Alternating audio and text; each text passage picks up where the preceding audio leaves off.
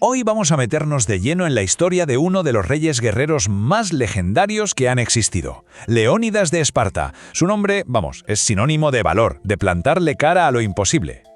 A ver, pongámonos en situación. Un ejército enemigo está a las puertas. Y no es un ejército cualquiera, no. Es uno tan gigantesco que cuentan que sus flechas podían, literalmente, tapar el sol. Vienen a arrasarlo todo. ¿Qué se hace en un caso así? ¿Se huye, uno se rinde o se planta cara y se dice hasta aquí hemos llegado? Pues bueno, hoy vamos a conocer al rey que escogió precisamente esa última opción.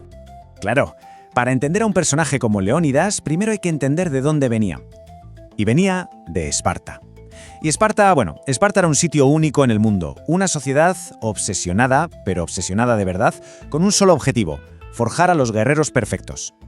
Y si hay una frase que lo resume todo es esta: una madre espartana, al despedir a su hijo que se iba a la guerra, no le decía «cuídate mucho», no, le decía esto, que viene a significar o vuelves victorioso con tu escudo en el brazo o vuelves muerto sobre él. Pero lo que no puedes hacer jamás es volver habiendo huido, habiendo abandonado tu honor, y el honor, claro, era el escudo. Es que la vida en Esparta era eso, un entrenamiento constante, sin descanso. Desde que eran críos, los forjaban para la batalla, para aguantar lo que fuera, para funcionar como una máquina perfecta. No eran soldados y ya está. Eran, sin duda, el arma más letal de su época. Una auténtica hermandad creada a base de disciplina y muchísimo sacrificio. Y ahora sí, vamos al momento clave de esta historia. Estamos en el año 480 a.C. El rey persa, Jerjes, que era básicamente el hombre más poderoso del planeta, ha juntado un ejército descomunal. Su objetivo, conquistar Grecia y hacer su imperio todavía más grande. Claro, ante esta amenaza, toda Grecia está lógicamente aterrorizada. Y aquí es cuando Leónidas da un paso al frente. Pero por temas religiosos y políticos no se puede llevar a todo el ejército. Así que, ¿qué hace? Elige a sus 300 mejores hombres. Ojo, con un requisito: todos debían tener ya hijos, herederos, para que su linaje no se perdiera. Y todos, absolutamente todos, sabían a lo que iban. Era una misión sin billete de vuelta. Es que el contraste es brutal.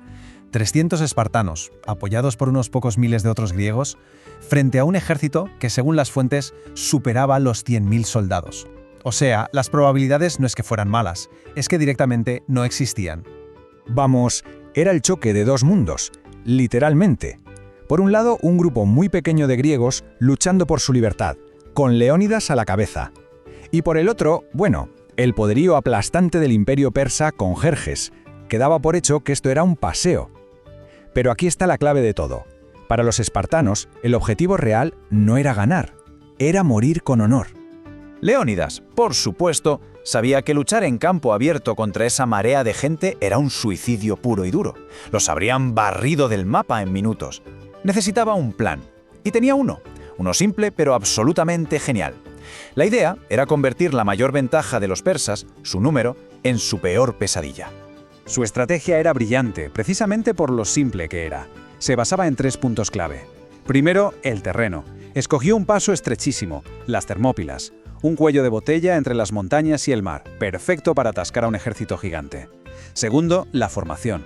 La famosa falange, ese muro de escudos y lanzas que era casi imposible de romper. Y tercero, la táctica. Forzar a ese ejército inmenso a luchar en grupitos pequeños, cara a cara, donde la superioridad del guerrero espartano era evidente. Y vaya si funcionó, fue espectacular. Durante 2 días enteros, ese puñado de griegos consiguió lo que nadie creía posible. Frenaron en seco al ejército más poderoso del mundo. Jerjes no se lo podía creer, estaba que trinaba. Mandó a sus tropas de élite, los famosos inmortales, y hasta ellos se estrellaron una y otra vez contra ese muro espartano.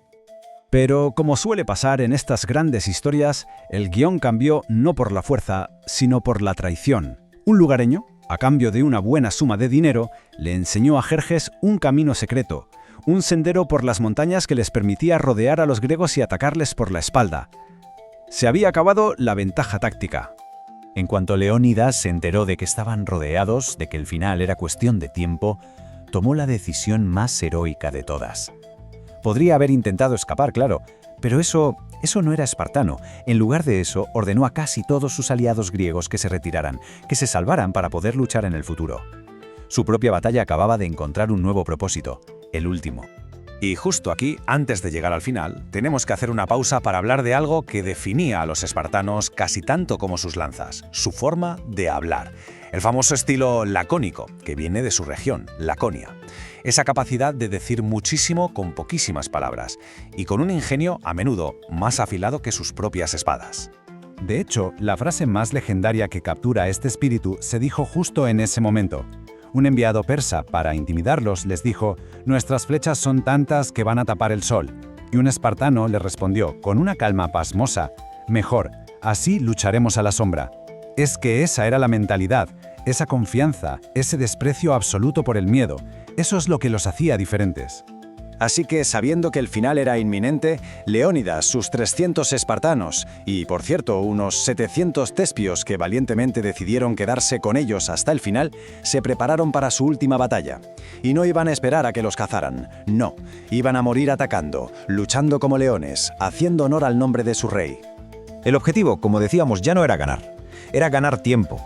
Retrasar a los persas todo lo posible, vender cada una de sus vidas al precio más alto, porque cada hora que ellos resistían era una hora de oro que el resto de Grecia ganaba para prepararse. Y lucharon hasta que se les rompieron las lanzas, siguieron con las espadas y al final con las manos y los dientes, hasta el último hombre. Militarmente fue una derrota, claro, pero el sacrificio en las Termópilas fue una victoria moral y estratégica gigantesca.